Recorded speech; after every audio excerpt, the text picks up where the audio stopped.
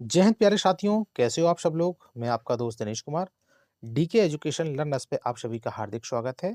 आप सभी को गणतंत्र दिवस की हार्दिक शुभकामनाएं। ईश्वर से ये प्रार्थना है कि इस वर्ष आपको एक परमानेंट आपकी जॉब प्राप्त हो। तो शुरू करते हैं आज की महामैराथन क्लास पार्ट 2। तो हो जाइए तैयार, बांध लीजिए अपनी सीट बेल्ट। तो यस, क्वेश्चन नंबर 1 क्या कह रहा है आपका प्यारे साथियों? पढ़ने की कुशलता का विकास करने के लिए जरूरी है कि बच्चों को शब्दार्थ जानने के लिए वाद्य किया जाए। ऑप्शन नंबर 2 कह रहा है बच्चों को विविध प्रकार की विषय सामग्री उपलब्ध कराई जाए, बच्चों को द्रुत गति से पढ़ने के लिए वाद्य किया जाए, बच्चों को बोल बोलकर पढ़ने के लिए निर्देश दिए जाएं। तो बताइए मेरे भावी शिक्षक शिक्षिकाओं, क्या होगा क्वेश्चन नंबर 51 का right answer? Yes, absolutely correct. Option number 2 is right answer. बच्चों को विविध प्रकार की विषय सामग्री उपलब्ध कराई जाए। Option number 2 is right answer. Question number 52, यदि कोई विद्यार्थी निम्नलिखित कार्य करने में असमर्थ है तो किस विकलांगता से पीड़ित होने की संभावना है? पाठ्य सामग्री के अर्थ ग्रहण, सारांशीकरण, अपेक्षित गति दर से पढ़ना, ऊपरी और गहरे अर्थ का विश्लेषण करना। तो लेखन वैकल्य होगा प्यारे साथियों, क्रिया वैकल्य, गणज गणन वैकल्य या पठन वैकल्य। तो बताइए भाभी शिक्षक शिक्षिकाओं, क्या होगा क्वेश्चन नंबर 52 का right answer? Option number 4 is right answer. भाई वो बेचारा जो बालक है वो पठन वैकल्य डिस्लेक्सिया से पीड़ित है। Option number 4 is right answer. Question number 53, एक अध्यापिका अपनी कक्षा में 10 वाक्यों की अनुच्छेद पर श्रुतलेख करवाती है। श्रुतलेख मतलब सुन के लेख करवा रही है। वह अनुच्छेद को 2 बार पढ़ती है और अपने विद्यार्थियों को ध्यानपूर्वक सुनने के लिए कहती है और सुनकर उसी अनुच्छेद को लिखने के लिए कहती है। शिक्षार्थियों को अनुच्छेद हूबहू नहीं लिखना है, उन्हें अनुच्छेद का सार या मुख्य बिंदु ग्रहण करना है। अध्यापिका यहाँ पर श्रवण शिक्षण की कौन सी युक्ति अपना रही है? ऊर्ध्वगामी उपागम, बॉटम अप संरचनात्मक उपागम, शीर्षपाद उपागम, टॉप डाउन, अनुच्छेद श्रुति लेखन। तो बताइए भावी शिक्षक शिक्षकों, क्या होगा क्वेश्चन नंबर 53 का राइट आंसर? भाई क्या करा रही है वो? ऑप्शन नंबर 3 होगा भाई राइट आंसर। शीर्षपाद उपागम, टॉप डाउन उपागम। Option number 3 is right answer. Question number 54, शिक्षिका कक्षा में एक गतिविधि आयोजित करती है, विद्यार्थियों को गोल घेरे में बैठने के लिए कहा जाता है। वह कहानी शुरू करती है। एक बार राजस्थान के छोटे से शहर में एक बहादुर लड़की थी, उसका नाम रिया था। गोल दायरे में बैठे प्रत्येक विद्यार्थियों से एक एक कर सार्थक वाक्य बोलकर कहानी पूरा करने के लिए कहा जाता है। यह गतिविधि किसका उदाहरण है? तो बताइए प्यारे साथियों। विषय वस्तु आधारित शिक्षण का उपागम है, संज्ञानात्मक अकादमिक भाषा प्रवीणता का है, बुनियादी अंतः व्यक्तिक संप्रेक्षण व्यवस्था का है, विषय वस्तु एकीकृत भाषा अधिगम का है। तो क्या होगा भावी शिक्षक शिक्षिकाओं 54 का राइट आंसर? अरे क्या कर रही है शिक्षिका? ऑप्शन नंबर 2 संरचनात्मक अकादमिक भाषा प्रवीणता का प्रयोग कर रही है। Option number 2 is right answer. Question number 55, भाषा शिक्षण के संदर्भ में कौन सा कथन सही नहीं है? ध्यान रखना है प्यारे साथियों, नहीं के ऊपर में आप लोगों को ध्यान रखना है। क्यों ये नहीं नाम का जो विकल्प है ये क्वेश्चन को गलत करा सकता है आपका। इस चीज का आप लोगों को हमेशा पढ़ते समय ध्यान रखना है कि क्वेश्चन पॉजिटिव पूछ रहा है कि निगेटिव पूछ रहा है। अब विकल्प देखिए, भाषा शिक्षण में समृद्ध भाषिक परिवेश उपलब्ध कराना जरूरी होता है। भाषा की नियमबद्ध व्यवस्था को केवल व्याकरण के माध्यम से ही जाना जाता है। देखिए केवल नाम का राक्षस आ गया, ये तो होगा नहीं, काट दीजिए इसको। भाषागत शुद्धता के प्रति अत्यधिक कठोर रवैया नहीं अपनाना चाहिए। ऑप्शन नंबर 4 कह रहा है समृद्ध भाषा परिवेश में बच्चे स्वयं नियमों का निर्माण करते हैं। ये बात भी ठीक है। तो क्या होगा 54 का राइट आंसर? बताइए भावी शिक्षक शिक्षिकाओं, भाषा शिक्षण के संदर्भ में कौन सा कथन सही नहीं है? तो क्या होगा प्यारे साथियों बताइए। 55 का राइट आंसर होगा ऑप्शन नंबर 3, भाषागत शुद्धता के प्रति अत्यधिक कठोर रवैया नहीं अपनाना चाहिए। Option number 3 is right answer. Question number 56, सुनना कौशल के बारे में कौन सा कथन उचित नहीं है? चलिए भाई, सुनना कौशल अन्य कौशलों के विकास में सहायक होता है। सुनना कौशल का विकास भाषा के नियमों को पहचानने उनका निर्माण करने में सहायक होता है। सुनना कौशल सबसे कम महत्वपूर्ण होता है। सुनना कौशल मौखिक कौशल के अंतर्गत आता है। तो क्या होगा 56 का राइट आंसर भावी शिक्षक शिक्षिकाओं? Option number 3 is right answer. भाई सुनने वाला जो कौशल है सबसे कम महत्वपूर्ण होता है, उचित नहीं है। निगेटिव क्वेश्चन बन गया था, उचित नहीं के बारे में पूछा है। जबकि ये सबसे उपयोगी कौशल और प्रथम कौशल आता है, LSRW। ठीक है, तो राइट आंसर है निगेटिव क्वेश्चन का negative answer, option number third is right answer. Question number 57, निम्नलिखित में से कौन सा हिंदी भाषा के शिक्षा शास्त्र की भावना के विरुद्ध है? तो बताइए प्यारे साथियों। विद्यार्थियों के जीवन से संबंध बनाना, महत्वपूर्ण परिणामों के साथ अनुभवों को शामिल करना, विद्यार्थियों को यथासंभव परीक्षाओं में बैठाना, वैसे अनुभवों का अभिकल्पन करना जो विद्यार्थियों में रुचि पैदा करें। तो क्या होगा भावी शिक्षक शिक्षिकाओं? क्वेश्चन नंबर 57 का राइट आंसर, राइट आंसर होगा ऑप्शन नंबर थर्ड, विद्यार्थियों को यथासंभव परीक्षाओं में बैठाना। ठीक है भाई, क्या कह रहा था, समझ में आया नहीं आया? क्वेश्चन को दोबारा से पढ़ लीजिए। निम्नलिखित में से कौन सा हिंदी भाषा के शिक्षण शास्त्र का भाषा के विरुद्ध है? भाई बिल्कुल विरुद्ध है। विद्यार्थियों को यथासंभव परीक्षाओं में बैठाना, परीक्षाओं की अनुशंसा एनईपी करती है क्या? नहीं करती है ना। निबंध रचना में इसके दो गुणों कला पक्ष एवं भाव पक्ष का ध्यान रखा जाता है। निम्नलिखित में से किस गुण का संबंध भाव पक्ष से नहीं है? तो बताइए।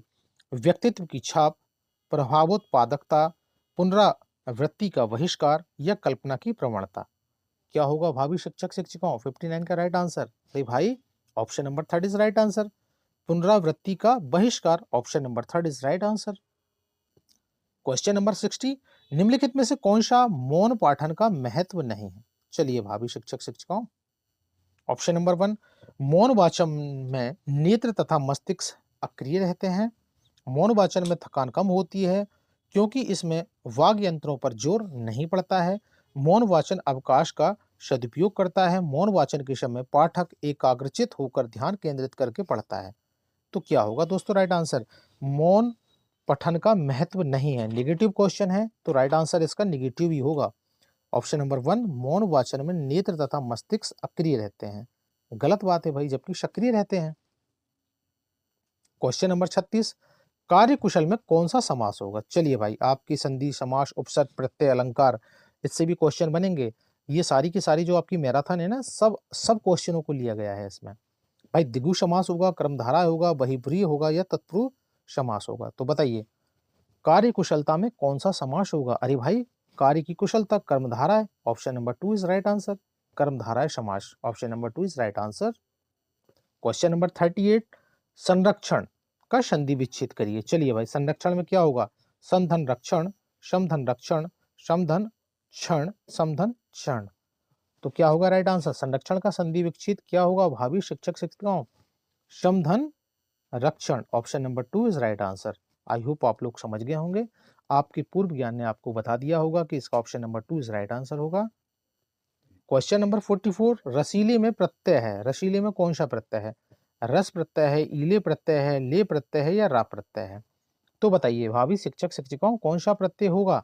अरे भाई ऑप्शन नंबर टू ईले प्रत्यय होगा ना। रसीले प्रत्यय कहाँ लगते हैं?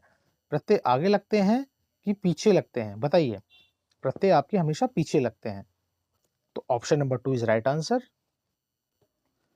क्वेश्चन नंबर 46, पठित अंश पर प्रश्नों का निर्माण करने से। चलिए भाई, पठित अंश पर प्रश्नों का निर्माण करने से बच्चों की पढ़कर समझने की योग्यता का आकलन होता है, प्रश्न पत्र बनाने में आसानी होती है, प्रश्न बैंक तैयार हो जाता है जिसका उपयोग प्रश्न पत्र बनाने में किया जाता है, बच्चों की ऊर्जा समय व्यर्थ चला जाता है। तो क्या होगा भावी शिक्षक शिक्षिकाओं? क्वेश्चन नंबर 46 का राइट आंसर क्या होगा?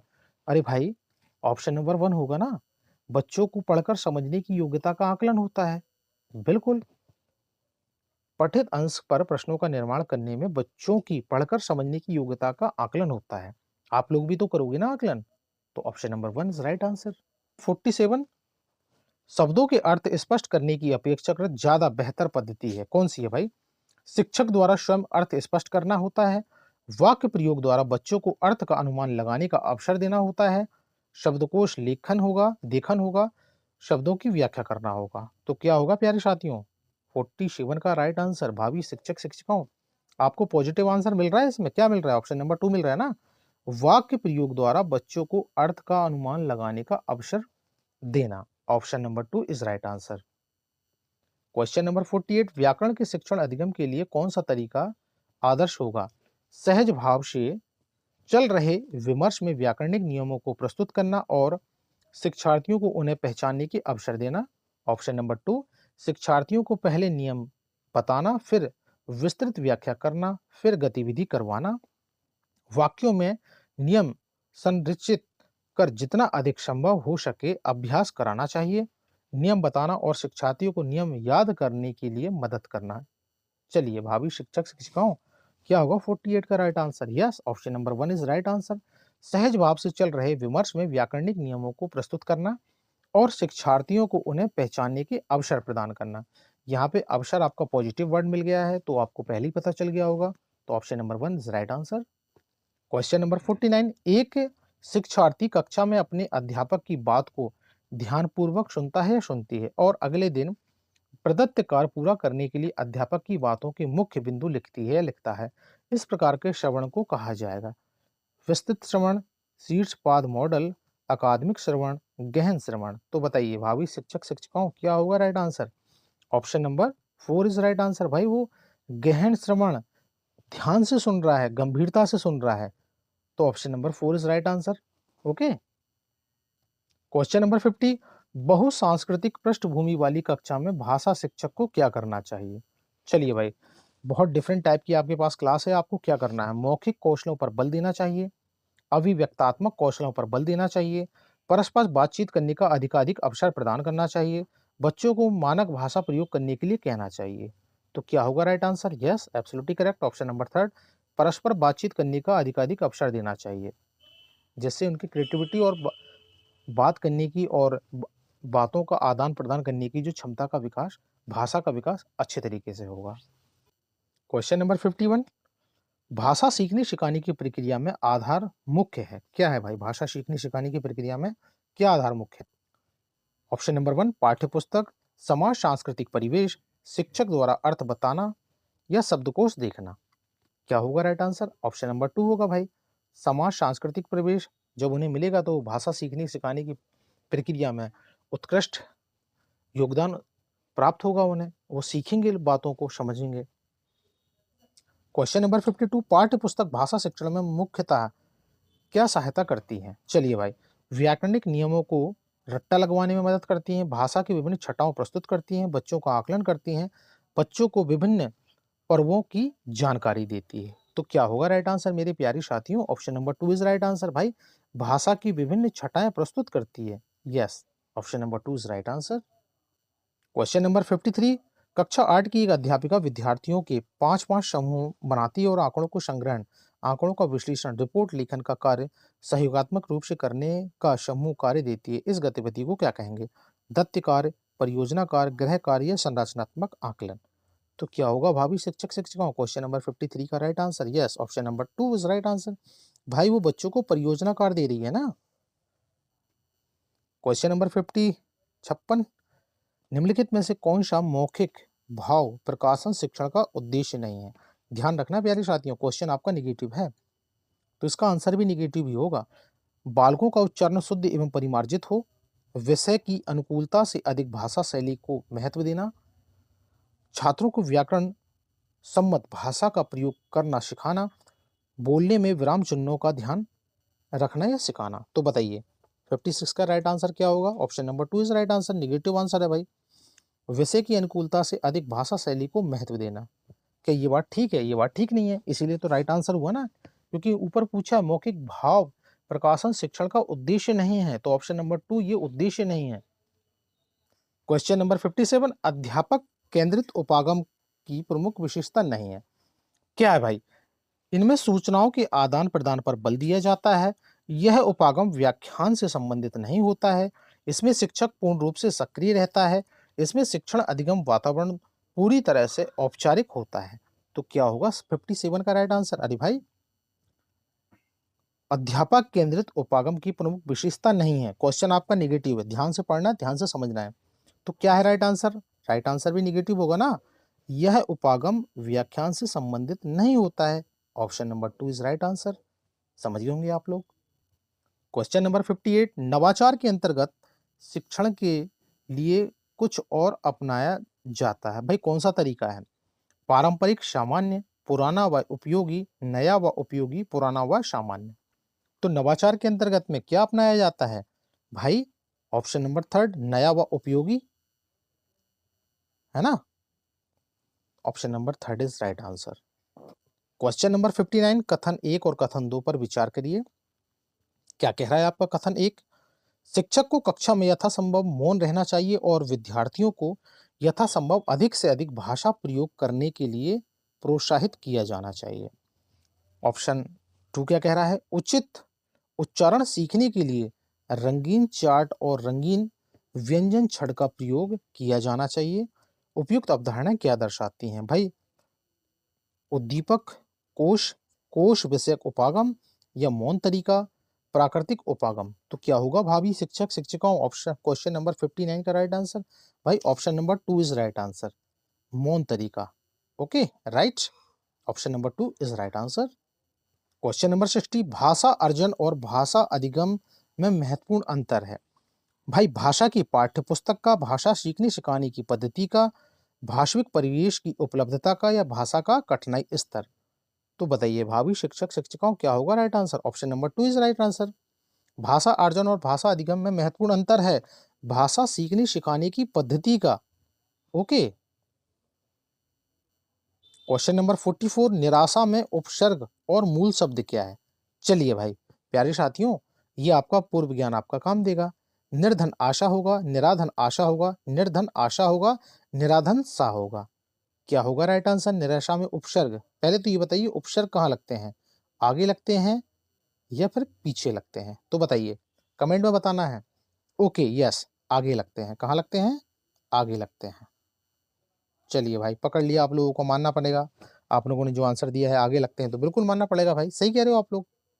सही आंसर है ऑप्शन नंबर थर्ड, निर्धन आशा। Yes, option number third is right answer. प्राची का अर्थ क्या है भाई? बताइए प्यारे साथियों। परकोटा होगा, पूर्वकल्प होगा, पुरातन होगा, या पूरब होगा? तो क्या है right answer? Option number 4 is right answer. ये आपका पूर्व ज्ञान काम दे गया आपको, एक नंबर आपके पूर्व ज्ञान ने आपको दे दिया, पूरब। Option number 4 is right answer. Question number 46, एक शिक्षिका अपनी कक्षा में 5 वाक्यों पर श्रुतलेख देती है।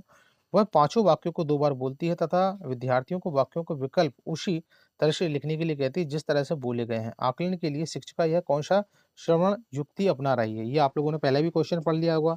तो क्या होगा 46 का राइट आंसर मेरी भावी शिक्षक शिक्षिकाओं? ये ऊर्ध्वमुखी श्रवण कौशल प्रक्रिया का प्रयोग कर रही है आपका शिक्षिका महोदया। Option number 2 is right answer.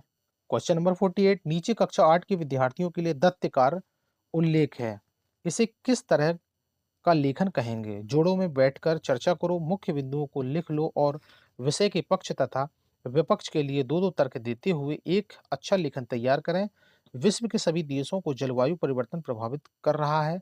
यह विषय तर्कमूल लेखन होगा, वर्णनात्मक लेखन होगा, रचनात्मक लेखन होगा, या व्याख्यानात्मक लेखन होगा? तो बताइए प्यारे साथियों, क्या कर रहे हैं बच्चे? भाई वो व्याख्यानात्मक लेखन कर रहे हैं ना। Option number 4 is right answer. क्या होगा भावी शिक्षक शिक्षिका और राइट आंसर? ऑप्शन नंबर 4 होगा। बताइए, क्या ये आंसर सही है? बताइए, आप लोगों का आकलन करना है मुझे। अरे नहीं भाई, ये जो आंसर है ये बिल्कुल गलत है, पूर्णतः गलत है। इसका आंसर होगा ऑप्शन नंबर 1। देखा, मिल गया आप लोगों को, चकमा दे दिया गया, मैंने दे दिया ना। तर्कमूल लेखन वह है, उसके टेक्निक व तर्कता के ऊपर में लेखन करवा रही है। तो option number 1 is right answer. Okay, right answer है ऑप्शन नंबर 1। क्वेश्चन नंबर 49, भाषा अधिगम के लिए कौन सी सामग्री प्रमाणिक नहीं है? ध्यान रखना है। समाचार पत्र का कोई लेख, किसी पत्रिका का कार्टून, एक खिलौना बंदर या गुड़िया, अध्यापक द्वारा कल्पित पाठ्य सामग्री। तो क्या होगा भावी शिक्षक शिक्षिकाओं इसका राइट आंसर? क्या कह रहा है? भाषा अधिगम के लिए कौन सी सामग्री प्रमाणिक नहीं है? अरे भाई option number 4 is right answer. अध्यापक द्वारा कल्पित पाठ्य सामग्री ये प्रमाणिक नहीं मानी गई है। तो ओके, राइट आंसर है ऑप्शन नंबर 4। क्वेश्चन नंबर 50, भाषा शिक्षक का दायित्व। बताइए भाई, आप लोगों का क्या दायित्व है? मेरे सारे के सारे भावी शिक्षक शिक्षिकाओं, आप लोगों का क्या दायित्व है? आप लोग स्कूल में पढ़ाने जा रहे हो, सारे के सारे बच्चे मेरे, पूरे के पूरे जितने भी स्टूडेंट हैं मेरे, सारे के सारे जो देख रहे हैं, वो आप लोग पढ़ाने जा रहे हो। आपको परमानेंट स्कूल आप लोगों को मिल गया है, you are the government teacher. तो आप लोगों का क्या दायित्व है? सभी बच्चों में भाषा प्रयोग की एक समान कुशलता विकसित कराओगे आप लोग? बताओ, या सभी बच्चों की समान रूप से प्रश्न पूछोगे, सभी बच्चों की सहज भाषाई क्षमता को पहचानोगे या सभी बच्चों को समान रूप से गृह कार्य दोगे? तो बताइए भाई, आप अपना आकलन कर लो, भाषा शिक्षक के रूप में आप क्या काम करोगे? तो बताइए प्यारे साथियों, क्वेश्चन नंबर 50 का राइट आंसर क्या है? अरे आप लोग मेरे भावी शिक्षक, मेरे सभी शेर शेरनियां यही काम करोगे ना? ऑप्शन नंबर थर्ड वाला, सभी बच्चों को सहज भाषाई क्षमता को पहचानोगे।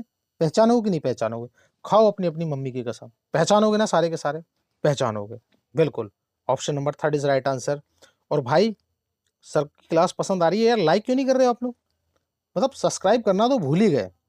देखना प्यारे दोस्तों, गुरु दक्षिणा के बगैर ना सफलता मिलना मुश्किल हो जाती है। लाइक करो सारे के सारे, सब्सक्राइब करो, अभी कमेंट करो, बताओ जल्दी से।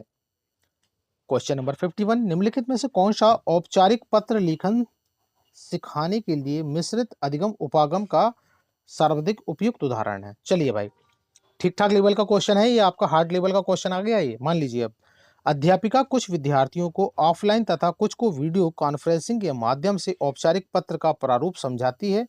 आप लोग समझाओगे, यही काम करोगे? चलो भाई, अध्यापिका ऑफलाइन कक्षा में औपचारिक पत्र लेखन में पत्र का प्रारूप समझाती है और विद्यार्थियों को ऑनलाइन अभ्यास गतिविधि देती है कि अपने प्रधान अध्यापक को या प्रधानाचार्य को पत्र लिखो। और क्या कह रही है भाई आपकी अध्यापिका? अध्यापिका विद्यार्थियों को वीडियो कॉन्फ्रेंस के माध्यम से औपचारिक पत्र लेखन पर एक व्याख्यान देती है और वीडियो पर औपचारिक पत्र के और उदाहरण देखने के लिए कहती है। ऑप्शन नंबर 4 क्या कह रहा है भाई आपका? विद्यार्थी कक्षा में औपचारिक पत्र लेखन के कई उदाहरण देखते हैं और अध्यापिका उन्हें औपचारिक पत्र लिखने के प्रारूप का अभ्यास करने के लिए कहती है। क्वेश्चन नंबर 51 का राइट आंसर होगा ऑप्शन नंबर 2। क्या कर रही है भाई आपकी अध्यापिका? अध्यापिका ऑफलाइन कक्षा में औपचारिक पत्र लेखन में पत्र का प्रारूप समझाती है और विद्यार्थियों को ऑनलाइन अभ्यास गतिविधि देती है कि अपने प्रधानाचार्य को पत्र लिखें। Yes, option number 2 is right answer. आप लोगों को भी यही करना है। क्वेश्चन नंबर 52, विज्ञान की कक्षा में विद्यार्थी स्तनपाइयों पर एक पाठ पढ़ते हैं और विभिन्न स्थानों के स्तनपाइयों के जीवन पर एक वीडियो देखते हैं। इन घटनाओं और गतिविधियों में दिखाई गई कि स्तनपायी भूमि या पानी में समूह में रहते हैं, चरते हैं, शिकार पर आक्रमण करते हैं, बच्चों को जन्म देते हैं, खतरे के समय या ऐसी घटनाओं के समय झुंड बनाकर एक साथ रहते हैं। विद्यार्थी अपने विचारों के लिए व्याख्यान देते हैं और बचाव करते हैं या अपने विश्लेषण और पाठ्य सामग्री दोनों के आधार पर समूह में परिकल्पनाएं गढ़ते हैं। पाठ्य सामग्री के साथ साथ साक्ष्य और तर्क उन्हें उत्तर खोजने तथा व्याख्या करने के विभिन्न तरीके सुझाते हैं। यह प्रक्रिया कहलाएगी। बताओ भाई, खोदा पहाड़ निकला चूहा, इसे कहेंगे सहयोग, बहुविधि व्याख्यान, व्याख्या की निर्मिति या बहुविधि अभिव्यक्ति?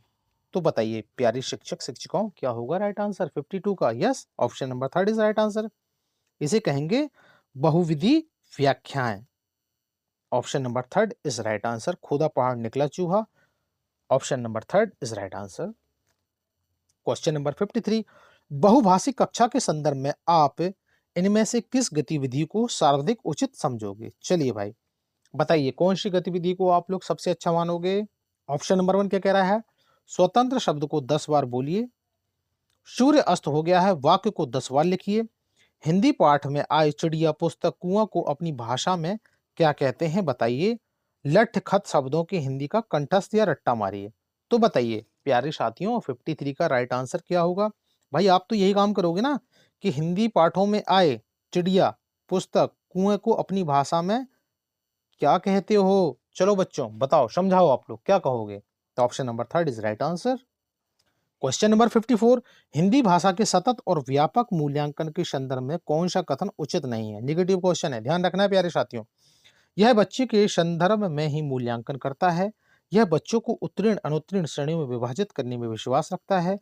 सतत और व्यापक मूल्यांकन बच्चों की सीखने की क्षमता और तरीके के बारे में जानकारी देता है। यह बताता है कि बच्चों को किस तरह की मदद की जरूरत है। तो क्या है 54 का राइट आंसर प्यारे साथियों? अरे भाई, ये कहता है कि सतत और व्यापक मूल्यांकनों बच्चों की सीखने की दक्षता और तरीके के बारे में जानकारी देता है। Option number 3 is right answer. आप लोग समझ गए होंगे। क्वेश्चन नंबर 55, कलिका हिंदी भाषा में बोलते समय कई बार अटकती है। चलिए भाई, एक कलिका नाम की बच्ची है, बिटिया है, वो हिंदी भाषा बोलते समय कई शब्दों में अटक जाती है। तो आप क्या करोगे? एक हिंदी भाषा शिक्षक होने के नाते मेरे सारे के सारे शिक्षक क्या करोगे आप लोग? चलो भाई बताओ, हाथ खड़े करो कि सर मैं पहले बताऊँगा। उन्हें प्रभावपूर्ण अभिव्यक्ति के नमूने सुनाएँगे और कहेंगे कि उसे भी ऐसे ही बोलना है। क्या ये ठीक करोगे आप लोग? कक्षा के बाकी बच्चों से कहेंगे कि कलिका के समक्ष प्रभावपूर्ण अभिव्यक्ति के नमूने प्रस्तुत करें। आप लोग कुछ नहीं करोगे, बच्चों से कराओगे। ऑप्शन नंबर थर्ड क्या कह रहा है? कक्षा में केवल कलिका को ही बार-बार बोलने के लिए कहेंगे। भाई ऐसा मत करना, कलिका बुरा मान जाएगी। ठीक है? ऑप्शन नंबर 4 कह रहा है धैर्य रखते हुए उसे सहज अभिव्यक्ति के लिए प्रोत्साहित करोगे। मेरे सारे के सारे भावी शिक्षक यही काम करोगे। अपने बच्चों के साथ में ना धैर्य रखते हुए उन्हें सहज अभिव्यक्ति के लिए प्रोत्साहित करना है आप लोगों को। खाओ मम्मी कसम, यही करोगे ना सारे के सारे? चलो, option number 4 is right answer. Question number 56 बौद्धिगम निवेश के रूप में 1+1 का सिद्धांत प्रस्तावित करता है। विद्यार्थियों को उनकी भाषा के स्तर तथा संरचना के अनुसार भाषा उपलब्ध करानी चाहिए। विद्यार्थियों को अपनी पाठ्य पुस्तक तथा शिक्षक के माध्यम से अवसर मिलने चाहिए। शिक्षार्थियों को उनकी भाषा के स्तर से थोड़ा ऊपर भाषा के अवसर प्रदान करने चाहिए। शिक्षार्थियों के स्तर से ऊपर पाठ्य पुस्तक सामग्री के अवसर अवसर उपलब्ध कराने चाहिए। तो बताइए प्यारे साथियों, बौद्ध निगम निवेश क्या कह रहा है? क्वेश्चन नंबर 56 आपका। अरे भाई आप लोग यही काम करोगे ना? विद्यार्थियों को उनकी भाषा के स्तर से थोड़ा ऊपर भाषा के अवसर प्रदान कराओगे। कराओगे कि नहीं कराओगे? सारे बच्चे कराओ। करो प्रॉमिस आज। क्वेश्चन नंबर 57 बोलना कौशल में सर्वाधिक महत्वपूर्ण क्या है? चलिए भाई, बोलने की तेज गति, शुद्ध उच्चारण समझकर बोलना या आंखों देखा वर्णन करना। तो बताइए प्यारे साथियों, बोलना कौशल में सर्वाधिक महत्वपूर्ण क्या होगा? अरे क्या करोगे आप लोग? कैसे बोलते हो सारे के सारे? अरे भाई समझ के ही बोलते हो ना आप लोग कि मुंह फाड़ा और फट से बोल दिया कि ये काम करते हो? नहीं, सारे के सारे विद्यार्थी स्टूडेंट मेरे समझकर बोलते हैं। Option number third is right answer. Question number 58 बच्चा स्वाभाविक रूप से अपने घर और समाज के वातावरण से अर्जित करता है। चलिए भाई, बच्चा क्या अर्जित कर रहा है? शब्द अर्जित कर रहा है, व्याकरण अर्जित कर रहा है, भाषा अर्जित कर रहा है या वाक्य अर्जित कर रहा है?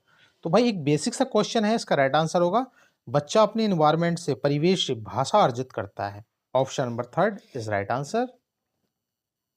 क्वेश्चन नंबर 60 निम्नलिखित में से कौन सा गुण शाश्वर वाचन में होना चाहिए? चलिए भाई, शाश्वर वाचन में कौन सा गुण होना चाहिए? उचित ध्वनि निर्गमन। ऑप्शन नंबर 2 क्या कह रहा है? उचित लय एवं गति, उचित हाव भाव या ये सभी। तो बताइए प्यारे साथियों क्या होगा राइट आंसर? अरे भाई, उचित ध्वनि निर्गमन भी होना चाहिए, उचित लय एवं गति होना चाहिए, उचित हाव भाव भी होना चाहिए। तो option number 4 is right answer. ये सारी चीज चाहिए ना उसे, तो शाश्वर वाचन में ये सारे के सारे गुण होने चाहिए। तो option number 4 is right answer. I hope आप लोग समझ गए होंगे। क्वेश्चन नंबर 36 वैश्विक शब्द में प्रत्यय का प्रयोग हुआ है। चलिए प्यारे साथियों, वैश्विक शब्दों में कौन सा प्रत्यय का प्रयोग हुआ है? प्रत्यय कहाँ लगते हैं, आगे या पीछे? चलिए भाई, पीछे लगते हैं ना आपके प्रत्यय। तो क्या होगा? वैश्विक शब्द में का प्रत्यय होगा, इक प्रत्यय होगा, अक प्रत्यय होगा या वी प्रत्यय होगा? तो बताइए प्यारे साथियों, पूर्व ज्ञान वाला क्वेश्चन आ गया आपका ये। अरे भाई option number 2 is right answer, एक प्रत्यय इज राइट। क्वेश्चन नंबर 38 सामाजिक, आर्थिक, वैज्ञानिक ये तीनों शब्द संज्ञा हैं, सामासिक पद हैं, विशेषण हैं या संबंध बोधक हैं? तो क्या होगा प्यारे साथियों? अरे भाई ये सारे के सारे सामासिक पद है ना। सामाजिक, आर्थिक, वैज्ञानिक ये तीनों शब्द सामासिक पद हैं। Option number third is right answer. Question number 44 रवि, शशि, अनल, अंबर एवं मही। भाई चलिए भाई, आपका एक पर्यायवाची से मैंने भयंकर सा क्वेश्चन ले लिया। तो क्या होगा सही आंसर? आप लोग ऑप्शन पढ़िए और राइट आंसर बताइए। ऑप्शन नंबर 1 क्या कह रहा है? सूर्य, रात्रि, वायु, आकाश, पाताल। ध्यान रखना है जैसे ये सीरियल क्रम में दिए गए ना, वैसे ही इसके नीचे वाले क्रम को मिलाते हुए राइट आंसर लगाना है। ऑप्शन नंबर 2 कह रहा है सूर्य, चंद्रमा, वायु, आकाश, पाताल। ऑप्शन नंबर 3 कह रहा है सूर्य, रात्रि, अग्नि, आकाश एवं पाताल। और ऑप्शन नंबर 4 कह रहा है सूर्य, चंद्रमा, अग्नि, आकाश एवं पृथ्वी। तो बताइए प्यारे साथियों, पर्यायवाची पूछ रहा है तो क्या होगा राइट आंसर? क्वेश्चन नंबर 44 का राइट आंसर होगा ऑप्शन नंबर 4। कैसे होगा भाई? ध्यान से सुनो। रवि क्या होता है? रवि का पर्यायवाची सूर्य होता है। शशि का पर्यायवाची क्या होता है? चंद्रमा होता है। अनल यानी अग्नि। अंबर यानी आकाश होता है।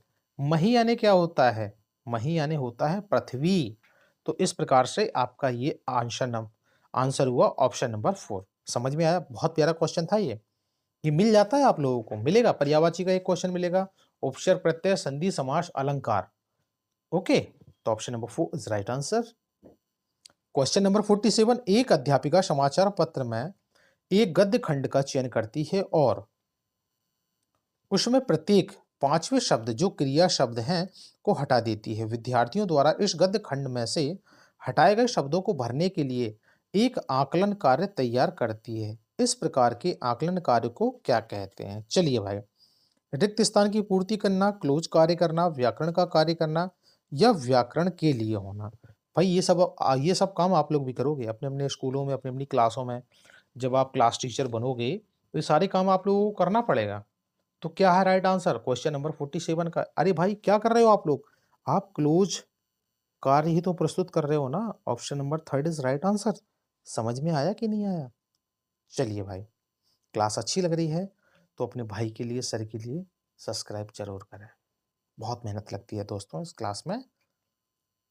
क्वेश्चन नंबर 48, जब द्विभाषी और बहुभाषी लोग अपनी बहुभाषी और द्विभाषी दुनिया में प्रयुक्त भाषाओं का अर्थ समझने के लिए विविध प्रकार के तर्कमूल तरीकों का प्रयोग करते हैं, तब यह स्थिति क्या कहलाती है? तो बताइए प्यारे साथियों। ऑप्शन नंबर 1 क्या कह रहा है? एक भाषा से दूसरी भाषा में चले जाना, एकल भाषा, कोडों का मिलान करना, एक कोड से दूसरे कोड में स्थानांतरण या परिवर्तन कर लेना। तो क्या होगा 48 का राइट आंसर? भावी शिक्षक शिक्षिकाओं, ऑप्शन नंबर 1 होगा ना। एक भाषा से दूसरी भाषा में परिवर्तन हो जाना, चले जाना। तो option number 1 is right answer. Question number 49, विद्यार्थी उपलब्धियों के इन स्तरों को दूसरे की मदद से प्राप्त करते हैं जिन्हें वह अकेले अपने आप नहीं प्राप्त करते। भाषा अधिगम में यह धारणा किस रूप में जानी जाती है? निवेश परिकल्पना के रूप में, निर्गमन परिकल्पना के रूप में, अंतःक्रिया परिकल्पना के रूप में, सहारा देने संबंधी परिकल्पना के रूप में। तो बताइए प्यारे साथियों, क्या होगा right answer? Yes, option number 4 is right answer. क्या कर रहे हो? इसके फोल्डिंग्स, सहारा देने संबंधी परिकल्पना, option number 4 is right answer. Question number 50, भाषा की कक्षा का माहौल कैसा होना चाहिए? चलिए मेरे प्यारे शिक्षक शिक्षकों, आप अपनी कक्षा का माहौल कैसा बनाओगे? जहां बच्चों को उनकी बात कहने और सुनने के अधिक अवसर मिले। क्या ऐसी क्लास बनाओगे? ऐसी कक्षा का माहौल बनाओगे जहां शिक्षक बोले और बच्चे ध्यान से सुने? क्या आप ही व्याख्यान देते रहोगे जहां भाषागत शुद्धता पर अत्यधिक बल दोगे? भाई बल नाम का नेगेटिव राक्षस ये तो नहीं होना चाहिए। दीवारों पर सूक्तियां लिखी हों। क्या सिर्फ दीवारों पे सूक्तियां लिख देने से काम चल जाएगा आप लोगों को? बताइए आप लोग अपनी क्लास में कैसा माहौल बनाओगे? चलो, अरे आप लोग तो ऑप्शन नंबर 1 जैसा माहौल बनाओगे ना, जहां बच्चों को उनकी बात कहने और सुनने के अधिक से अधिक अवसर दोगे। तो option number 1 is right answer. Question number 51, पाठ पढ़ने पढ़ाने के बाद किस तरह के सवाल बच्चों की समझ का मूल्यांकन करने में सहायक नहीं है? ध्यान रखना निगेटिव क्वेश्चन है।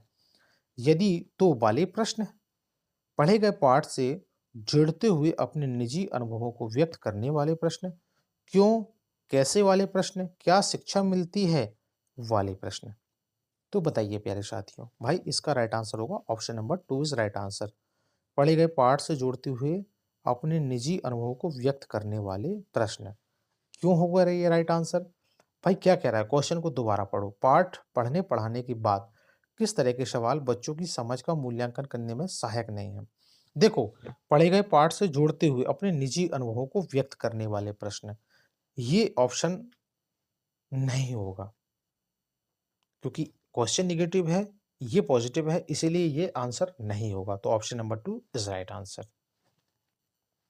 क्वेश्चन नंबर 52, लगभग 2 साल के बच्चे तार वाली भाषा जिसे क्या कहते हैं? टेलीग्राफिक स्पीच, मैंने आपको 2-3 क्वेश्चन करा चुके हैं इससे, का प्रयोग करते हैं। तार वाली भाषा का अर्थ क्या है? चलिए भाई, मैंने आप लोगों को अर्थ भी बताया था इसके बारे में। तार में प्रयुक्त होने वाले शब्दों का प्रयोग होगा, अंग्रेजी शब्दों का उपयोग होगा, ऑप्शन नंबर थर्ड संचित वाक्यों का प्रयोग होगा, या मुख्य अर्थ को व्यक्त करने वाली संज्ञा, क्रिया, विशेषण आदि वाले शब्दों की अभिव्यक्ति होगी। तो बताइए प्यारे साथियों, 52 का राइट आंसर क्या होगा? ऑप्शन नंबर टू अंग्रेजी शब्दों का उपयोग। Yes, option number two is right answer. होगा कि नहीं होगा बताइए? अंग्रेजी शब्दकोश का प्रयोग, बताइए क्या ये बात सही है? ये जो मैंने आंसर लगाया हूं ये आंसर ठीक है? बताइए कमेंट में। अरे टेलीग्राफिक स्पीच क्या होती है? बताओ प्यारे साथियों। अरे भाई ये आंसर आपका बिल्कुल गलत है, ये आंसर नहीं होगा। देखा, दे दिया ना चकमा आप लोगों को। भाई इसका राइट आंसर होगा ऑप्शन नंबर फोर, मुख्य अर्थ को व्यक्त करने वाली संज्ञा, क्रिया, विशेषण आदि दो शब्दों वाली अभिव्यक्ति। यस, जैसे हम कहते हैं telegraphic speech. Option number four is right answer. और क्या कहा जाता है? तार वाली भाषा का अर्थ भी कहा जाता है इसे। तो option number four is right answer. मजा आ गया आज की क्लास में। क्वेश्चन नंबर 53, कक्षा में शिक्षक शब्दों या चित्रों के माध्यम से संप्रेषण कर रहे हैं, इस स्थिति में विद्यार्थियों को किस श्रेणी में रखेंगे? चलिए प्यारे साथियों, ऑप्शन नंबर वन क्या कह रहा है? संकेत देने वाले, संकेत समझने वाले, विरोध करने वाले, सहमति देने वाले। तो बताइए प्यारे साथियों, अरे शिक्षक शब्दों या चित्रों के माध्यम से संप्रेषण कर रहे हैं, बातचीत कर रहे हैं, तो इस स्थिति में विद्यार्थियों को किस श्रेणी में रखोगे आप? बताओ कौन सी श्रेणी में रखोगे आप लोग? अरे भाई संकेत समझने वालों में रखोगे ना। Option number two is right answer. कल भी आप लोगों को ये मिला था, मिला था नहीं मिला था? तो yes, option number two is right answer. Question number 54, जब अध्यापक कक्षा में छात्रों के समक्ष सम वाचन प्रस्तुत करते हैं तो उसे क्या कहते हैं? चलिए भाई, अध्यापक वाचन, अनुकरण वाचन, आदर्श वाचन या विशेष वाचन। तो भाई जब अध्यापक छात्रों के समक्ष वाचन प्रस्तुत करते हैं तो उसे आदर्श वाचन कहा जाता है। ये ध्यान रखिएगा, ये आपके जितने भी हिंदुस्तान के अंदर में टेट होते हैं उसमें ये क्वेश्चन मिलता ही है। अध्यापक के द्वारा जो वाचन किया जाता है उसे आदर्श वाचन कहते हैं। Option number third is right answer. Question number 55, प्रगति पत्र रिपोर्ट कार्ड तैयार करने के लिए शिक्षक को अपने प्रत्येक विद्यार्थी के बारे में यह सोचने का मौका मिलता है। भाई बताओ आप लोग क्या सोचोगे अपने विद्यार्थी के बारे में, और आपको कौन कौन से मौके मिलते हैं? नीचे ऑप्शन पड़े हैं, इन ऑप्शनों को पढ़ करके आप बताइए क्या होगा सही आंसर। भाई उसके कौन सी गलती की है एवं उसके अभिभावकों को इस संबंध में कैसे शिकायत की जाए। भाई ये काम तो कोई भी मेरा विद्यार्थी नहीं करेगा। उसने अपने साथियों से कितना कम सीखा है और क्यों सीखा है, क्या ये करोगे? बीच में तुलना करोगे आप लोग? ये भी नहीं करना है। उसके सत्र के दौरान क्या सीखा और किस क्षेत्र में उसको ज़्यादा मेहनत करने की ज़रूरत है? हाँ भाई, ये तो पॉजिटिव लग रहा है। ये तो सारे के सारे आप लोग करोगे ही करोगे। उसने सत्र के दौरान जो सीखा है वह अन्य छात्रों से कितना कम है? भाई ये भी नहीं करना। भाई कम ज़्यादा का तो कोई अंतर ही नहीं करना। पहली बात तो कोशिश करना कि आपका कोई भी छात्र, कोई भी विद्यार्थी जो बेचारा पिछड़ा है, पिछड़े समुदाय से आया है, जो समझने में असमर्थ है, अधिगम क्षमता उसकी कमज़ोर है, तो उसको उसके लेवल से ठीक-ठाक ऊपर लेके आना है, थोड़ा-सा मेहनत करना है, उस बच्चे का जीवन सँवारने का अधिकार आपके हाथ में है। तो मेरे भावी शिक्षक-शिक्षिकाएँ आज ये प्रण लेंगे 26 जनवरी गणतंत्र दिवस के उपलक्ष्य में कि आपकी जैसे ही आपकी परमानेंट जॉब मिलती है आपको टीचिंग की, तो आप लोग ये भरोसे वाला कार्य सारे बच्चों के साथ करोगे। अपनी अंतरात्मा से ये कसम खाओ कि आज मैं प्रण लेता हूँ कि सभी बच्चों के साथ मैं अधिगम समता और समानता के साथ उनके जीवन को परिवर्तन करने की पूर्णतः कोशिश करोगे। ठीक है? तो राइट आंसर है इसका option number third is right answer. ठीक है? सत्र के दौरान क्या सीखा है, किस क्षेत्र में उसको ज़्यादा मेहनत करने की ज़रूरत है? तो बिल्कुल option number third is right answer. Question number 56, निम्नलिखित में से कौन सी शिक्षण शास्त्रीय विधि विषय वस्तु आधारित उपगम से सबसे निकट में है? चलिए भाई, विद्यार्थियों को मुहावरों का प्रयोग करते हुए वाक्य बनाने में मदद करने के लिए दिन प्रतिदिन कम आने वाली वस्तुएं दिखाना, जो काम में आने वाली वस्तुएं वो दिखाना। ठीक है भाई, विद्यार्थियों को पठन सामग्री में नए शब्दों को रेखांकित करने और शब्दकोश से उनका अर्थ ढूंढने के लिए कहना, या कक्षा में विद्यार्थियों को छोटे-छोटे समूह में बांटना और प्रत्येक समूह को अलग अलग कहानी पढ़कर उस पर चर्चा करने के लिए कहना। ऑप्शन नंबर 4 क्या कह रहा है आपका? विद्यार्थियों की रुचि के विषयों पर पठन सामग्री का चयन करना और कहानियों के मुख्य विचार बिंदु ढूंढने के लिए कहना। तो बताइए प्यारे साथियों, क्या होगा 56 का राइट आंसर मेरी प्यारी साथियों? क्या करोगे आप लोग? Yes, option number 3 is right answer, absolutely correct होगा। क्या ये क्वेश्चन सही है? बताइए, इसका आंसर सही है। कक्षा में विद्यार्थियों के छोटे छोटे समूह में बांटना और प्रत्येक समूह को अलग अलग कहानी पढ़कर उस पर चर्चा करने के लिए कहना। नहीं दोस्तों, ये क्वेश्चन का आंसर गलत है। देखिए, फंस गए आप लोग। क्या होगा राइट आंसर? बताइए। तो बताइए प्यारे साथियों, क्या होगा राइट आंसर? अरे भाई, राइट आंसर होगा ऑप्शन नंबर 4। देखिए, ऑप्शन नंबर 3 भी राइट है इसका, परंतु सबसे ज्यादा उपयुक्त आंसर इसमें पूछा गया है। ऑप्शन नंबर 3 भी सही है। देखो, most of the student option number 3 ही लगाएंगे इसका राइट आंसर, परंतु इसका सीबीएसई ने माना है ऑप्शन नंबर 4। विद्यार्थियों की रुचि विषयों पर पठन सामग्री चयन करना और कहानियों के मुख्य बिंदुओं को ढूंढने के लिए कहना। Option number 4 is right answer according for CBSE. Okay. Question number 57 क्या कह रहा है प्यारे साथियों? विद्यार्थियों को विस्तारात्मक लेखन से परिचित करवाने के लिए उसमें निहित कौशलों के विकास के लिए कौन सी गतिविधि सर्वाधिक रूप से मदद करेगी? चलिए भाई प्यारे साथियों, देखो बीच बीच में ना मैं हिला देता हूँ, ध्यान रखना है। मेरे साथ यदि पढ़ते हो तो थोड़ा सा गंभीरता के साथ पढ़ना, क्योंकि आप सब लोग मेरे प्यारे भाई बहन हो और मैं चाहता हूँ कि सीटेट तो एक बहाना है, आगे शिखर तक जाना है भाई, छोड़ना नहीं है किसी भी चीज़ को। चलो, विद्यार्थियों द्वारा रोल प्ले जिनमें उन्हें हाव भाव की बात संवाद बोलने मिले, कि ये ठीक है। ऑप्शन नंबर 2 क्या कह रहा है?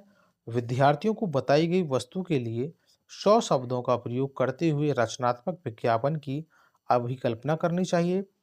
5-5 के समूह बनाना, समूह में एक विद्यार्थी कहानी आरंभ करती है और शेष विद्यार्थी उसमें जोड़ते चले जाते हैं।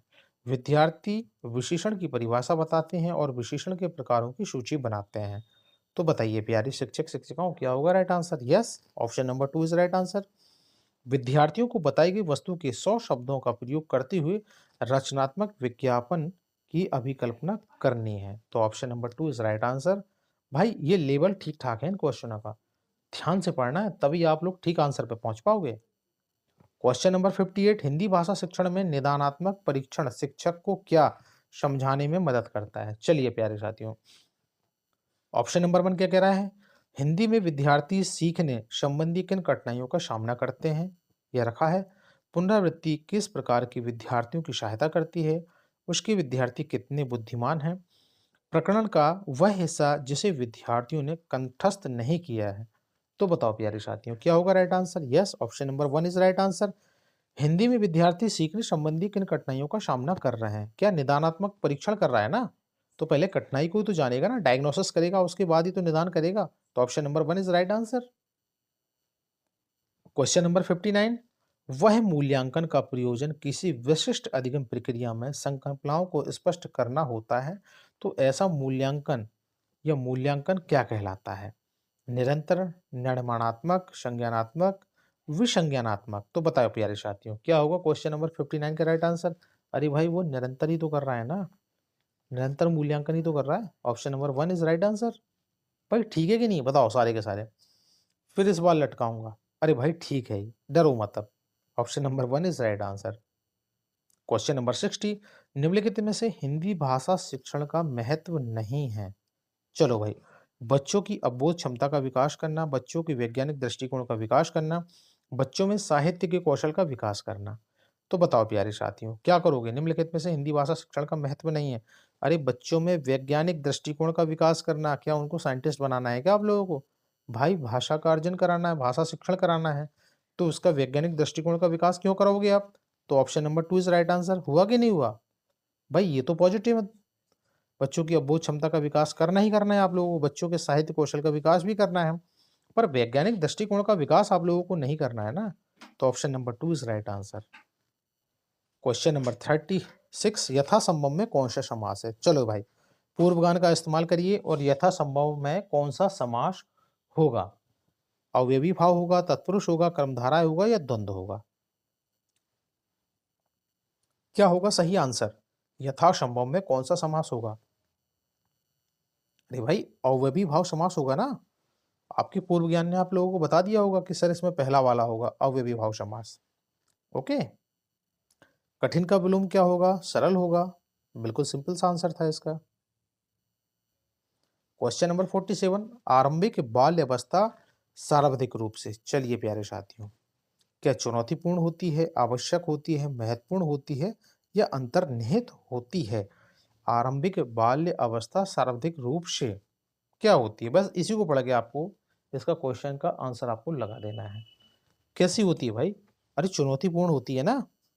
दबाव एवं तनाव की अवस्था, चुनौतीपूर्ण अवस्था, आरंभिक बाल्य अवस्था। ओके। दबाव और तनाव की अवस्था कौन सी होती है? वो होती है किशोर अवस्था। कौन सी होती है? किशोर अवस्था। और आरंभिक बाल्यावस्था सर्वाधिक रूप से जीवन पर्यंत विकास की नींव रखती है और अंतर्निहित को स्पष्ट रूप से प्राप्त किया जाता है। तब वह शोध प्रदर्शित करते हुए कि यह अवस्था मस्तिष्क में अंतर्निहित गुणों के समूचे विकास के लिए चुनौतीपूर्ण अवधि है। यस, तो इसका राइट आंसर है चुनौतीपूर्ण अवधि है। Option number 1 is right answer. Question number 48, कक्षा में कुछ बच्चे गलत वर्तनी का प्रयोग करते हुए लिखते हैं, आप क्या करोगे? चलिए भाई, इसे एक सहज और स्वाभाविक प्रक्रिया मानते हुए कक्षा में प्रिंट समृद्ध का निर्माण, माहौल का निर्माण कराओगे। बच्चों को 10-10 बार सही तरीके से लिखने के लिए कहोगे। बच्चों को इनकी त्रुटियों का एहसास कराओगे। गलत वर्तनी वाले शब्दों पर लाल स्याही से घेरा या क्रॉस लगाओगे। तो इससे क्या काम हो जाएगा भाई? इससे तो कुछ नहीं होगा। तो क्या करोगे मेरे शिक्षक, प्यारे शिक्षकों? भाई आप लोग करोगे कि इसे एक सहज एवं स्वाभाविक प्रक्रिया मानते हुए कक्षा में प्रिंट समृद्ध एक माहौल का निर्माण कराओगे। तो option number 1 is right answer. Question number 49, बच्चों की भाषा विकास की क्रमिक प्रगति का रिकॉर्ड रखने में कौन सर्वाधिक सहायता करता है? शिक्षक डायरी, पोर्टफोलियो, लिखित परीक्षा की उत्तर पुस्तिका या नोटबुक? तो भाई सबको पता है, आपको पोर्टफोलियो इज राइट आंसर। ये समूचे विकास की रिपोर्ट प्रस्तुत रखता है। किसमें करता है? ऑप्शन नंबर 2 पोर्टफोलियो के अंदर में रखा जाता है ना। बच्चे का सारा क्रमिक प्रगति का रिकॉर्ड पोर्टफोलियो के अंदर में रखा जाता है। ये आपको सीडीपी में मिलेगा, हिंदी में मिलेगा, और ये आपको एसएसटी या साइंस किसी भी पेडागोजी के क्वेश्चन में आपको ये मिल सकता है। तो ये 1 नंबर आपको आना ही आना है। तो ये आईएमपी क्वेश्चन है दोस्तों, ये आपको मिलेगा ही मिलेगा। ये नंबर छोड़ना नहीं है आप लोगों को। निम्नलिखित में से कौन सी व्याकरणिक अवधारणा उप अवधारणा आगमनात्मक उपागम के सर्वाधिक उपयुक्त तरीके से समझाई जा सकती है? सरल वाक्य में शब्दों का क्रम, जातिवाचक संज्ञा के लिए समूह संज्ञा, किसी एक वाक्य में बहुत से विशेषण होने पर विशेषणों का क्रम। तो बताइए प्यारे साथियों क्या होगा? क्वेश्चन नंबर 51 का राइट आंसर सरल वाक्यों में शब्दों का क्रम, option number 1 is right answer. Question number 51, प्राथमिक स्तर पर बहुसांस्कृतिक पृष्ठभूमि वाली कक्षा में बच्चे लक्ष्य भाषा के परिवेश में भाषा अर्जित करते हैं। ऑप्शन नंबर 1 कह रहा है लक्ष्य भाषा की अपनी भाषा से तुलना करते हैं, धीरे धीरे भाषा के रचनात्मक प्रयोग का अभ्यास करने लगते हैं, उसे शुद्ध अशुद्ध रूप में पहचानते हैं, व्याकरणिक नियमों की शुद्धता को परखते हैं। तो क्या होगा प्यारे साथियों क्वेश्चन नंबर 51 का राइट आंसर? अरे भाई, वह धीरे धीरे भाषा के रचनात्मक प्रयोग का अभ्यास करने लगते हैं। Option number 2 is right answer. आ गया समझ में? क्वेश्चन नंबर 52, निम्नलिखित में से कौन सा स्वरागम उच्चारण दोष का उदाहरण है? चलिए भाई बताइए क्या होगा स्वरागम उच्चारण दोष? ऑप्शन नंबर 1 क्या कह रहा है? अमृत को अमृत कहना, छतरी को छतरी कहना, विजेंदर को बढ़ाकर बजेंदर कहना, स्नान को अस्नान कहना। तो बताओ प्यारे साथियों, स्वरागम उच्चारण का दोष होगा ऑप्शन नंबर 4 होगा ना, स्नान को अस्नान कहना। Option number 4 is right answer. Question number 53, भाषा के बारे में कौन सा सही है? एक बोली में अनेक भाषाएं होती हैं, भाषा के लिए लिपि का होना अनिवार्य है, तभी वह भाषा कहलाई जाएगी। भाषा के लिए एक क्षेत्र विशेष का होना जरूरी होता है, एक भाषा में कई बोलियां होती हैं। तो क्या है राइट आंसर? भाषा के बारे में सही आंसर है ऑप्शन नंबर 4, अरे एक भाषा में कई बोली होती हैं। Option number 4 is right answer. Question number 54, Hindi विषय के मूल्यांकन के लिए निबंधात्मक प्रश्न पद्धति की आवश्यकता का मुख्य कारण क्या है? छात्रों को संपूर्ण पाठ्यक्रम का अध्ययन नहीं करना पड़ता है, छात्र को प्रश्न कम पढ़ने पड़ते हैं, छात्रों को मौलिक अभिव्यक्ति का पूर्ण अवसर प्राप्त होता है, छात्रों को नकल करने के अवसर कम मिलते हैं। तो बताओ प्यारे साथियों, हिंदी भाषा के मूल्यांकन के लिए निबंधात्मक प्रश्न पद्धति की आवश्यकता का महत्वपूर्ण कारण क्या है? अरे भाई, छात्रों को मौलिक अभिव्यक्ति का पूरा पूरा अवसर प्राप्त होता है। Option number third is right answer. तभी तो वो ऊपर से लेकर नीचे तक निबंधात्मक सारी चीजों का एकदम सिस्टमेटिक तरीके से इसमें लिखते हैं। Okay, option number third is right answer. Question number 55 क्या कह रहा है प्यारे साथियों? निम्नलिखित में से कौन सा मौखिक अभिव्यक्ति के लिए महत्वपूर्ण है? ऑप्शन नंबर 1 क्या कह रहा है? मौखिक अभिव्यक्तियों में अनुकरण और अभ्यास के अवसर बराबर मिलते रहते हैं। मौखिक भाषा के प्रयोग में कुशल व्यक्ति अपनी वाणी के जादू जगा सकता है। लोकप्रिय नेताओं के भाषण इसी बात का प्रमाण है। सामाजिक संबंधों को दृढ़ बनाने एवं सामाजिक जीवन में सामंजस्य स्थापित करने में मौखिक भाषा की प्रमुख भूमिका होती है। ये सभी तो बताइए प्यारे साथियों, मौखिक अभिव्यक्ति के लिए महत्वपूर्ण क्या है? अरे भाई, ये सारी की सारी चीजें इंपॉर्टेंट है ना। तो option number 4 is right answer. समझ में आया? चलिए, क्वेश्चन नंबर 56, संविधान की 8वीं अनुसूची में कौन सी भाषा सम्मिलित नहीं है? भाई राजस्थानी नहीं है, ठीक है, बाकी सारी की सारी भाषा हैं, नेपाली है, कोंकणी है, मणिपुरी है, लेकिन राजस्थानी भाषा शामिल नहीं है। तो option number 4 is right answer. Question number 57, यहाँ राहुल तथा करुणा के बीच हो रही बातचीत दी गई है, इसे ध्यानपूर्वक पढ़ें तथा इस बातचीत के उद्देश्य के बारे में बताइए। राहुल, हेलो, आप कैसे हो? आपको देखे हुए ज्यादा समय हो गया है, आप कहाँ थे? अब राहुल कह रहा है, करुणा मैं अच्छा हूँ, अच्छी हूँ, मैं शहर के बाहर अपने माता पिता से मिलने बाहर गांव गई हुई थी। आप कैसे हो? आपके माता पिता कैसे हैं? राहुल, वे ठीक हैं, धन्यवाद। तो बताइए ये क्या होगा? सूचनात्मक उद्देश्य होगा, अंतः क्रियात्मक उपदेश होगा, लेन देन का उद्देश्य होगा, या अंतः व्यक्तिक संप्रेक्षण होगा? तो बताइए प्यारे साथियों, क्या होगा 57 का राइट आंसर? अरे भाई, अंतः क्रियात्मक उद्देश्य, वो आपसी में बात कर रहे हैं ना, तो अंतः क्रियात्मक उद्देश्य, option number 2 is right answer. Question number 58, Rahul को जब भी कक्षा में उत्तर देने के लिए कहा जाता है वह हकलाने लगता है, इसका क्या कारण हो सकता है? राहुल जानबूझकर ऐसा करता है ताकि उसे जवाब ना देना पड़े, राहुल को सही उत्तर नहीं पता होता है, यह राहुल की आदत है, राहुल बड़े समूह के सामने अपनी बात कहने में मनोवैज्ञानिक दबाव महसूस करता है। बिल्कुल भाई, क्या होता है, बहुत सारे लोगों में इस तरीके की समस्याएं होती हैं। लेकिन आप लोगों में इस तरीके की समस्या है तो उसका निवारण कर लीजिए। आने वाले समय में जब आप अपने स्कूलों में जाओगे तो ये आपके नेगेटिव, आपके ऊपर में काफ़ी डिप्रेशन बना सकती है। तो option number 4 is right answer. Rahul बड़े समूह के सामने अपनी बात कहने में मनोवैज्ञानिक दबाव महसूस करता है। Option number 4 is right answer.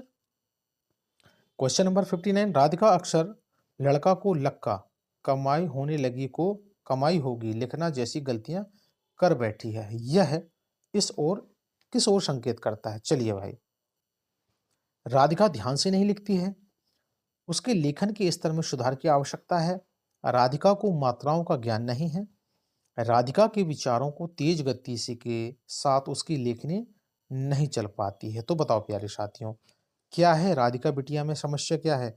अरे राधिका बिटिया की जो लिखने की प्रक्रिया है ना, उसका पेन बहुत तेजी से चल रहा है, ठीक है, और उसके विचार, लेखनी नहीं चल पा रही उसके विचारों के साथ साथ में। तो option number 4 is right answer.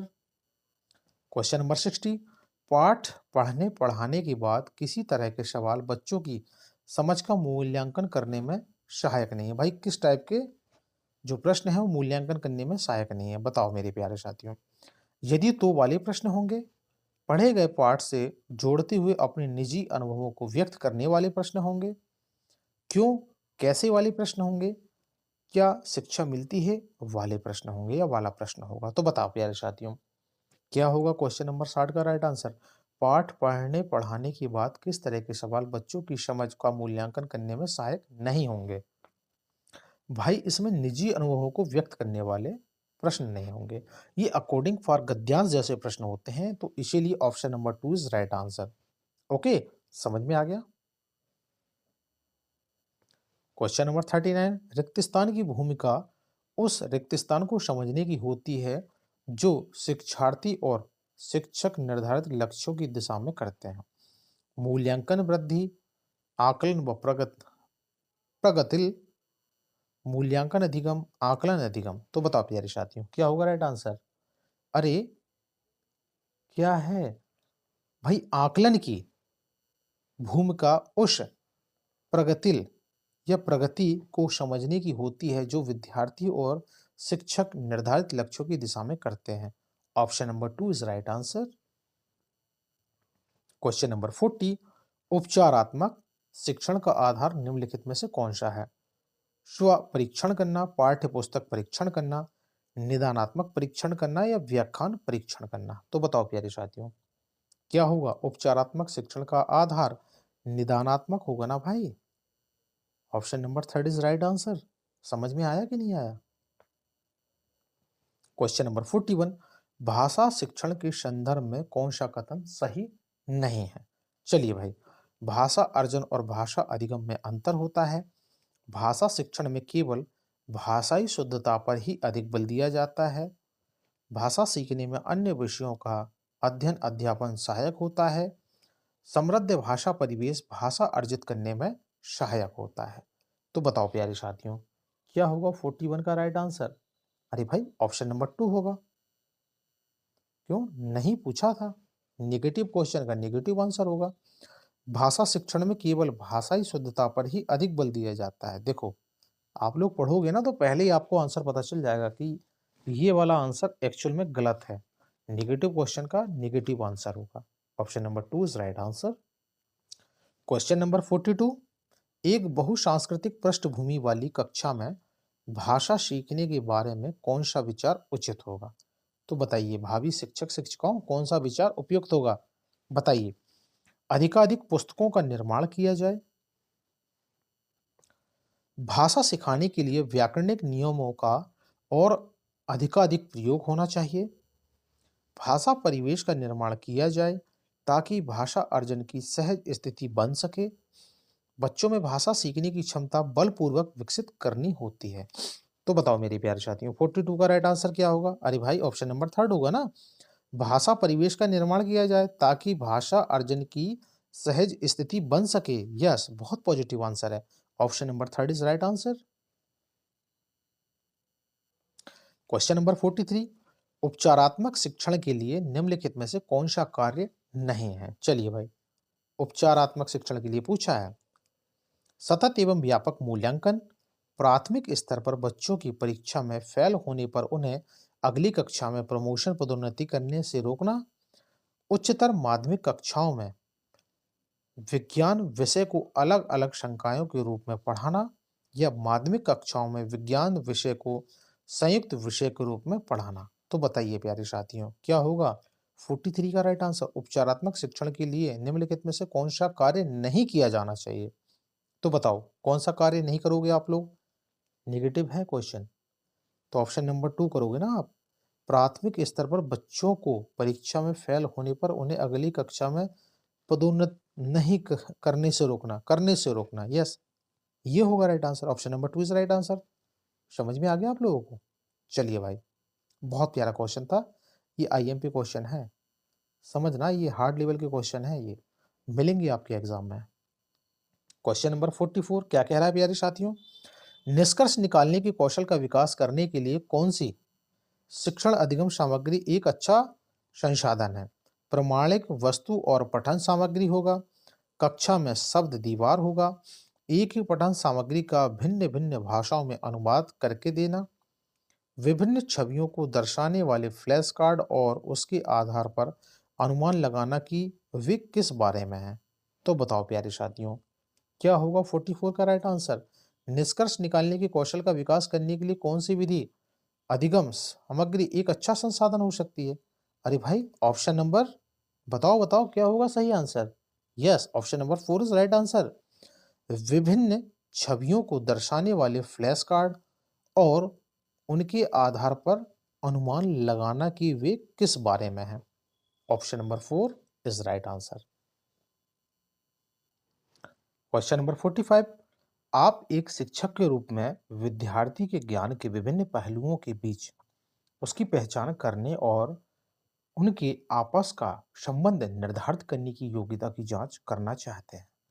इसके लिए आपको किस प्रकार के प्रश्नों का निर्माण करना चाहिए? बताइए प्यारे साथियों।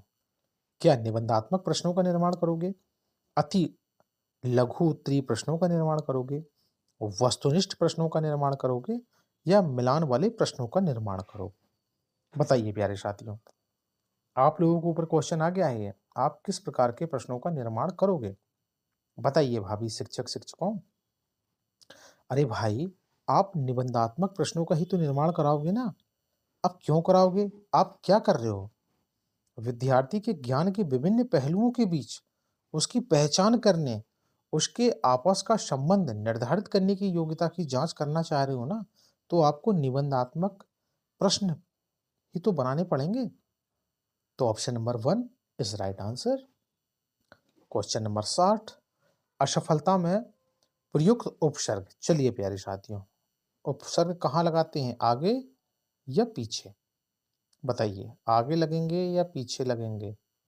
बताइए प्यारे साथियों, कहाँ लगते हैं? चलिए, असफलता में प्रयुक्त उपसर्ग ता होगा, अस होगा, लता होगा या आ होगा? क्या होगा सही answer? Yes, option number 4 is right answer. आधन, सफलता, असफलता, तो ये आपके आगे लगते हैं उपसर्ग। Okay, option number 4 is right answer. भाषा शिक्षण के दौरान गद्य शिक्षण की विधि क्या है? चलिए प्यारे साथियों, अभिनय विधि, अर्थबोध विधि, खंडकाव्य विधि, नाटक विधि। तो क्या होगा प्यारे साथियों? भाषा शिक्षण के दौरान गद्य शिक्षण की विधि क्या है? क्या होगी भाई? ऑप्शन नंबर 2 होगा ना, अर्थबोध विधि। Option number 2 is right answer. Yes, क्या कह रहा है अगला क्वेश्चन आपका प्यारे साथियों? व्याकरण शिक्षण की निगमन विधि पद्धति पर सर्वाधिक बल देती है। भाई किस पे बल देती है? निगमन विधि किस पर बल देती है? सबसे पहले तो ये बताइए, निगमन विधि किसका है? ये व्याकरण शिक्षण की तो विधि है ना। तो निगमन विधि किस पे देगी? उदाहरण पे देगी, नियम पे देगी, संदर्भ पे देगी या पाठ्य पुस्तक पे देगी? तो बताओ प्यारे साथियों, किस पे देगी? भाई निगमन विधि नियम के ऊपर में बल देती है। पहले नियम बताएगी, फिर उदाहरण देगी। और आगमन विधि क्या किस पे बल देती है? आगमन विधि उदाहरण पे देती है। ओके, तो राइट आंसर है ऑप्शन नंबर 2। निम्न में से क्या हिंदी पाठ्यक्रम निर्माण का एक सिद्धांत नहीं? चलिए प्यारे साथियों, हिंदी पाठ्यक्रम निर्माण का सिद्धांत नहीं है। क्रिया का सिद्धांत, एकीकरण का सिद्धांत, समवाय का सिद्धांत, सतत या असतत का सिद्धांत। तो बताइए प्यारे साथियों, 34 का राइट आंसर क्या होगा? सतत एवं असतत का सिद्धांत। Option number 4 is right answer. निम्न में से भाषा शिक्षण का सिद्धांत है। चलिए प्यारे साथियों, शिक्षण सूत्रों का सिद्धांत होगा, चयन का सिद्धांत होगा, बोलचाल सूत्रों का सिद्धांत होगा या ये सभी होंगे? तो बताओ प्यारे साथियों, क्या होगा 35 का right answer? Yes, option number 4 is right answer. भाषा शिक्षण का सिद्धांत शिक्षण सूत्रों का सिद्धांत, चयन का सिद्धांत, बोलचाल सूत्रों का सिद्धांत, ये सारे के सारे सम्मिलित होते हैं। तो option number 4 is right answer. Question number 36, भाषा शिक्षण में मूल्यांकन का प्रयोजन। चलिए प्यारे साथियों, क्या कह रहा है? मूल्यांकन का क्या प्रयोजन होना चाहिए? भाषा के प्रति रुचि जागृत करना चाहिए, विषय की जांच करना चाहिए, अगली कक्षाओं में क्रमोन्नति कर देना चाहिए या प्रमोशन देना चाहिए या आलापदीस, ये सभी। तो बताइए प्यारे साथियों, क्या होगा राइट आंसर? भाषा शिक्षण में मूल्यांकन का प्रयोजन, ये सारी की सारी चीजें होनी चाहिए। भाषा के प्रति रुचि जागृत करना, विषय की जांच करना, अगली कक्षा में प्रमोशन करना या क्रमोन्नति देना। ओके, तो all of this option number 4 is right answer. एक शिक्षार्थी वर्णों के पहचानने तथा शब्दों के अर्थ लिखने में परेशानी महसूस करता है या करती है, यह किस चीज की कमी है? चलिए भाई, किसके बारे में पूछा है? एक आपका विद्यार्थी है, शब्दों को वर्णों को पहचानने तथा शब्दों के अर्थ लिखने में परेशानी महसूस करता है। अब दोनों चीजें दी गई हैं इसमें। क्या ऑप्शन नंबर 1 डिस्लेक्सिया पठन वैकल्य पठन की अक्षमता होगा, डिस्ग्राफिया लेखन वैकल्य लेखन की अक्षमता होगा, डिस्फोनिया स्वर वैकल्य या बोलने की अक्षमता होगा? तो बताइए प्यारे साथियों, इस क्वेश्चन को अच्छे तरीके से पढ़िए और फिर आंसर बताइए। एक शिक्षार्थी वर्णों को पहचानने तथा शब्दों के अर्थ लिखने में परेशानी महसूस करता है, तो यह कमी क्या कहलाई जाएगी? तो क्या होगा प्यारे साथियों राइट आंसर? भाई ऑप्शन नंबर 5 होगा। क्यों होगा? देखिए ध्यान से समझिए। देखो, एक तो वर्णों को पहचानना मतलब कि वो पढ़ नहीं पा रहा है और शब्दों के अर्थ लिखने में परेशानी महसूस कर रहा है, तो उसमें डिस्लेक्सिया नाम की भी समस्या है और डिस्ग्राफिया लिखने नाम की भी समस्या है। तो option number 5 is right answer. ये दोनों ही प्रॉब्लम है ना बच्चे के अंदर में, तो ऑप्शन नंबर 5 पहला व दूसरा दोनों के दोनों सही हैं।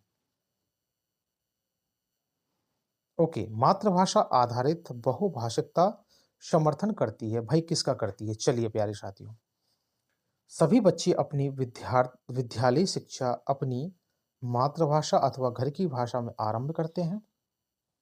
सभी बच्चे अपने राज्य की भाषा में विद्यार्थी या विद्यालय शिक्षा आरंभ करते हैं। सभी बच्चे अपनी विद्यालय शिक्षा अंग्रेजी माध्यम तथा अपने घर की भाषा में आरंभ करते हैं।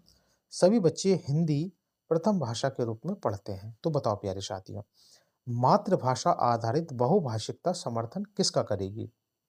अरे भाई ऑप्शन नंबर 1 का करेगी। क्यों?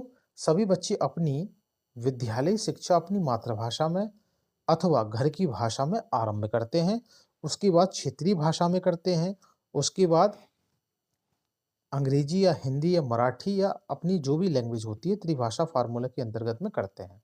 तो इसका राइट आंसर है ऑप्शन नंबर 1। एक शिक्षार्थी व्याकरण सुनते हुए उस व्याख्यान पर पूर्ण विचार एकत्रित करने का प्रयास करता है या करती है तथा प्रत्येक शब्द को अधिक महत्व नहीं देती, उसके सुनने के लिए कौन सी रणनीति अपनाई है? चलिए भाई बताइए, बहुत प्यारा क्वेश्चन है ये। ऊर्ध्वमुखी बॉटम अप प्रक्रिया, अधोमुखी टॉप डाउन प्रक्रिया, संकेत शब्दों में भेद या संबद्धता की पहचान करना। तो बताओ प्यारे साथियों, क्या होगा right answer? Yes, option number 4 is right answer. वह संबद्धता की पहचान करना। यस, समझ में आया आपको? Option number 4 is right answer. Okay, भाषा शिक्षण का सामान्य उद्देश्य क्या है? चलिए प्यारे साथियों बताइए। ऑप्शन नंबर 1 क्या कह रहा है? छात्रों में सृजनात्मक शक्ति का विकास करना, भावानुकूल भाषा प्रयोग स्वर निर्माण अंग संचालन का अभ्यास करना, छात्रों में शुद्ध सरल स्पष्ट ढंग से आत्म अभिव्यक्ति की योग्यता का उत्पन्न करना, या आलाप 30। तो भाषा शिक्षण का सामान्य उद्देश्य क्या होगा? बताइए प्यारे साथियों। अरे भाई ऑप्शन नंबर 4, ये सारी की सारी चीज होंगे ना। सृजनात्मक शक्ति का विकास, भावानुकूल सब भाषा का प्रयोग, छात्रों में शुद्ध सरल स्पष्ट ढंग से आत्म अभिव्यक्ति की योग्यता का उत्पन्न करना। तो option number 4 is right answer. भाषा शिक्षण में सबसे महत्वपूर्ण सिद्धांत क्या है? चलिए भाई, सबसे महत्वपूर्ण सिद्धांत पूछा है। सहचर्य सिद्धांत, आवृत्ति का सिद्धांत, बोलचाल का सिद्धांत या लिखने का सिद्धांत? तो बताइए प्यारे साथियों, भाषा शिक्षण में सबसे महत्वपूर्ण सिद्धांत किसका होगा? भाई आवृत्ति का सिद्धांत होगा ना। Option number 2 is right answer. Question number 43, कल्पना कीजिए कि किसी एक कहानी में आपका वर्णन है। अपने मित्र को अपने उस दिन का अनुभव बताने या बताते हुए पत्र लिखिए। उपरोक्त लेखन कार्य को क्या कहोगे? चलिए भाई, रचनात्मक लेखन कहोगे, पत्र लेखन कहोगे, या एक्स्ट्रा पॉजिटिव लेखन किसी स्थान पर स्वयं को रखकर कल्पना करके लिखना या दीर्घ उत्तर लेखन। तो बताइए प्यारे साथियों क्या होगा राइट आंसर? अरे भाई ऑप्शन नंबर थर्ड होगा ना।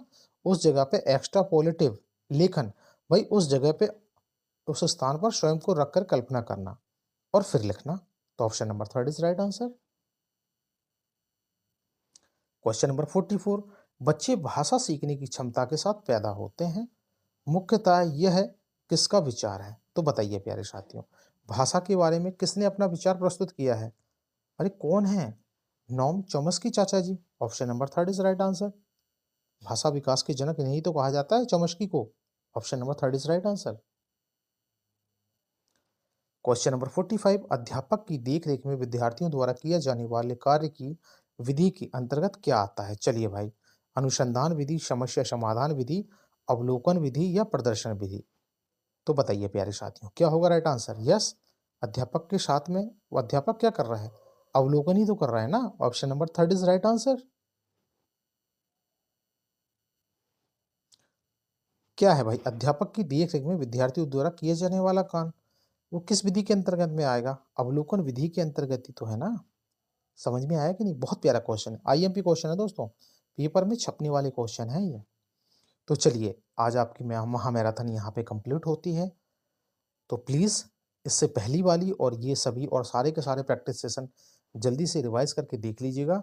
ये आप लोगों के लिए बहुत इनफ हो जाएगा। ठीक है, तो बहुत बहुत धन्यवाद आप सभी का। रिपब्लिक डे की बहुत सारी बधाइयाँ। मेरी भावी शिक्षक शिक्षिकाओं इस वर्ष अपनी एक परमानेंट जॉब प्राप्त करें, ईश्वर से यही कामना और प्रार्थना करता हूँ। और एक गुरुदक्षिणा समझ के सभी मेरे छोटे भाइयों से निवेदन करता हूँ कि अपने सर के लिए सब्सक्राइब, लाइक और कमेंट जरूर करें। आप लोगों को यह सेशन कैसा लगा? Please I request to all of you our student, please comment करें कि आप लोगों को क्लास कैसी लगी और ये सेशन कैसा लग रहा है। अपना ध्यान रखिए, अपने देश के लिए समर्पित रहिए, अपने बच्चों के लिए, भावी भविष्य के बच्चों के लिए। तो मिलते हैं अगले सेशन में। जय हिंद, वंदे मातरम।